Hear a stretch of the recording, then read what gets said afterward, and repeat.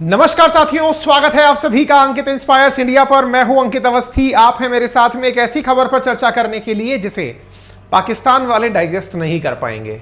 Digest ना कर पाने के पीछे का बड़ा कहानी किस्सा है, वो हम आपको जरूर बताएंगे। आपको ये तो याद होगा कि कश्मीर को लेकर के पाकिस्तान दुनिया भर में अपना एक एजेंडा चला रहा है, और वो एजेंडा है कि भारत किसी भी प्रकार से G20 की बैठक कश्मीर में आयोजित ना करा पाए। और इस विषय के लिए उसने अपने साथ उसके साथ सहानुभूति रखने वाले देश हैं, उनमें से सबसे बड़ा सहानुभूति करता है तुर्की, उसे मनाया, चीन को मनाया, सऊदी को मनाया कि आप G20 के मेंबर हैं, लेकिन आप उस मीटिंग में मत जाइएगा जो कश्मीर में आयोजित कराई जाएगी। भारत ने अपने द्वारा अनाउंस करते हुए बताया कि हम G20 में श्रीनगर में कब कब बैठक कराने वाले हैं। हमने तारीखें दी थी, अगर आपको याद हो तो 22 से लेकर 24 मई के बीच में, जिस समय श्रीनगर के अंदर हमारे द्वारा G20 की बैठक आयोजित करवाई जाएगी। आपको कुछ दिनों पूर्व भी हमारे द्वारा दी गई एक जानकारी याद होगी जो हमने अपनी पाठशाला पर डाली थी, जिसमें हमने बताया था कि भारत ने अपनी सुरक्षा व्यवस्थाओं को मुस्तैद करने के लिए NSG और मार्कोस कमांडोज को हाल ही में कश्मीर भेजा है। इसके पीछे की कहानी क्या है वो तो हम जरूर बताएंगे, लेकिन आपको यह भी पता हो कि पाकिस्तान के द्वारा निरंतर वो सब प्रयास किए गए कि अंतर्राष्ट्रीय मंच पर जब उसे मौका मिले वो कश्मीर का मुद्दा उठा दे। इसी क्रम में गोवा में आयोजित की गई SCO के विदेश मंत्रियों की बैठक में बिलावल भुट्टो आए, कश्मीर मुद्दे को उठाए बिना रह नहीं पाए। इनके तमाम प्रयास लगातार चलते रहे। इस बीच में भारत का बयान भी आया और उनसे कहा भी गया कि देखिए, आज मुद्दा कश्मीर नहीं है, मुद्दा यह है कि पाकिस्तान के उस हिस्से पर जिस पर कश्मीर के उस हिस्से पर जिस पर पाकिस्तान कब्जा करके बैठा है, उसे वो कब खाली करेगा। अब उस विषय पर चर्चा होनी चाहिए। कश्मीर या 370 ना होगा, गॉन आर द डेज। ये हमारे द्वारा इनको कमेंट कर दिया गया। G20 के इवेंट के अंदर पाकिस्तान के द्वारा निरंतर प्रयास किए गए कि इन्हें सफल ना होने दिया जाए, लेकिन इसी बीच में आप एक खबर देखते हैं कि ट्विटर पर नंबर 1 ट्रेंड कर रहा है G20 इन कश्मीर। अचानक ऐसा क्या हो गया, वो जानकारी आज के सेशन में हम आपको दे रहे हैं।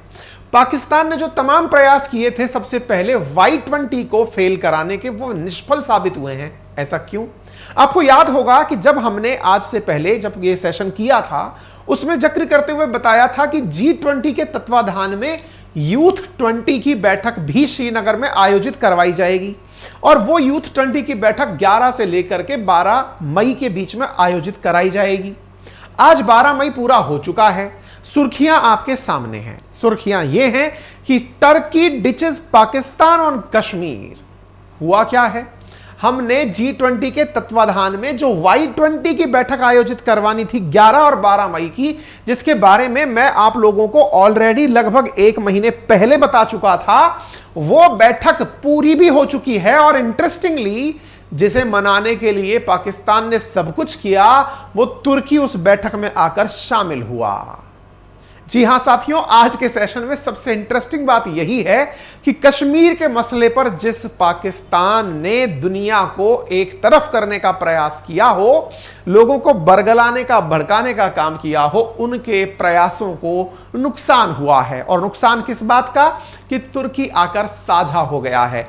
क्यों हुआ, कैसे हुआ, क्या बैकग्राउंड रहा, वो सब जानेंगे, लेकिन उससे पहले जरूरी जानकारी जान लीजिए। मेरे प्यारे साथियों, आप सभी को ज्ञात होगा हमारे द्वारा अपना एक एप्लीकेशन गूगल प्ले स्टोर पर और एप्पल iOS पर उपलब्ध है, जिसका नाम है अपनी पाठशाला।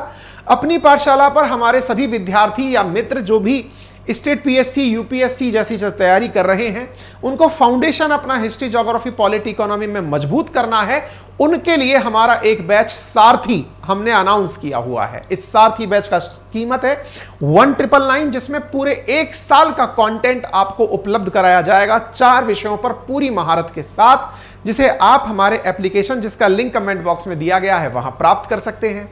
यह सारथी बैच आपको उपलब्ध है मात्र 1999 में, पूरे 1 साल की वैलिडिटी के साथ, और डेडिकेटेड कोर्स है उन सभी परीक्षाओं के लिए जहां आपको फाउंडेशन मजबूत करना है।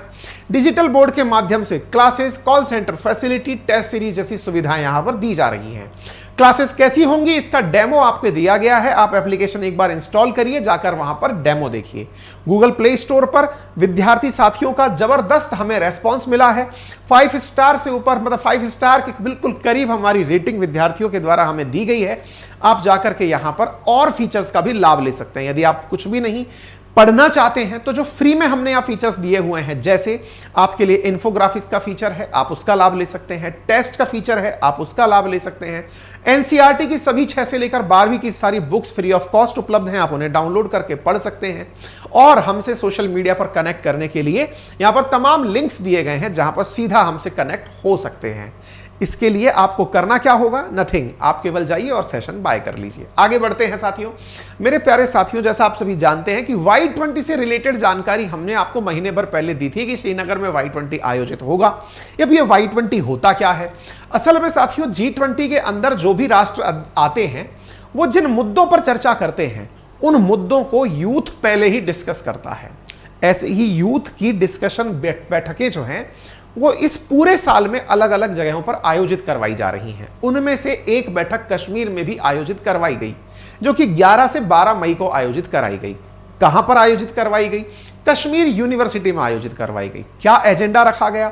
जलवायु परिवर्तन से निपटना। सर, इसका क्या उद्देश्य होता है? उद्देश्य होता है कि यूथ जिन विषयों पर परामर्श करके कंक्लूजन निकालता है वो कंक्लूजन G20 के राष्ट्राध्यक्ष जब आएंगे उनके सामने टेबल पर रखा जाएगा कि यूथ ने यह ऑब्जर्व किया है। ये यूथ कहां से आते हैं? दुनिया भर से इनको आमंत्रित किया जाता है कि आप आइए, दुनिया भर के विषयों पर यूनिवर्सिटी के छात्रों के रूप में साझा होइए और अपने मुद्दे लाइए और जाकर डिस्कशन करिए। कश्मीर में आयोजित हुआ यह कार्यक्रम आज पूर्ण भी हो चुका है। भारत ने कश्मीर में Y20 इवेंट का होस्ट किया, जहां पर बड़ी मात्रा में Indonesia, Mexico, Turkey, Russia, Japan, Republic of Korea, United state, Brazil, Nigeria से डेलीगेट्स शामिल हुए। पाकिस्तान का जो प्रयास निरंतर जारी था चाइना, टर्की, सऊदी को रोकने का, वो विफल साबित हुआ। Y20 की बैठक बहुत अच्छे से आयोजित की गई। Y20 के उद्देश्यों की पूर्ति में जो कंक्लूजन निकलेगा वो G20 के मेंबर्स के सामने प्रस्तुत कर दिया जाएगा। क्या केवल कश्मीर में ही आयोजन होना था? जी नहीं, Y20 का अलग अलग जगह आयोजन होना है और ऑलरेडी कई जगह आयोजन हो चुका है। इसके बाद में यहां से आगे जो है इम्फाल, ऋषिकेश, बेंगलुरु, अमरकंटक, वाराणसी, इन तमाम जगहों पर इनकी बैठकों का आयोजन होना है। आप एक वीडियो के माध्यम से G20 का आनंद लेते हुए या Y20 का आनंद लेते हुए युवाओं को कश्मीर में इस वीडियो के माध्यम से देख सकते हैं कि कैसे ये अपने आए हुए डेलीगेट्स जो हैं वो इस जगह का बढ़िया आनंद ले रहे हैं। आप इन्हें तस्वीरों में देख सकते हैं। आपको यहां पर डेलीगेट्स जो हैं वो दिखाई दे जाएंगे। बढ़िया से ये लोग यहाँ आए, अपने विजन शेयर किए, अपनी बातें, अपना एक्सपीरियंस यहाँ पर प्रॉपर तरीके से कश्मीर यूनिवर्सिटी में साझा किया। पूरा कश्मीर घूमा, कश्मीर की जो वर्तमान स्थिति है वो इन्होंने बहुत ही फ्री तरीके से यहाँ पर देखी है। साथियों, Y20 का consultation event held at university of Kashmir, ये हमारे इस समय PIB के ऊपर भी आ चुका है। 108 विद्यार्थियों के द्वारा यूनिवर्सिटी ऑफ कश्मीर से यहाँ पर भाग लिया गया, जिनमें से 34 स्टूडेंट स्कूल से थे, 57 स्टूडेंट जो कॉलेजेस थे जो कि श्रीनगर और उसके आसपास की जगह से थे, जिन्होंने यहां पर भाग लिया। दुनिया भर के लोग यहां पर शामिल हुए, जिनमें से एक अमेरिकी नागरिक का दिया गया बयान आप सुन सकते हैं।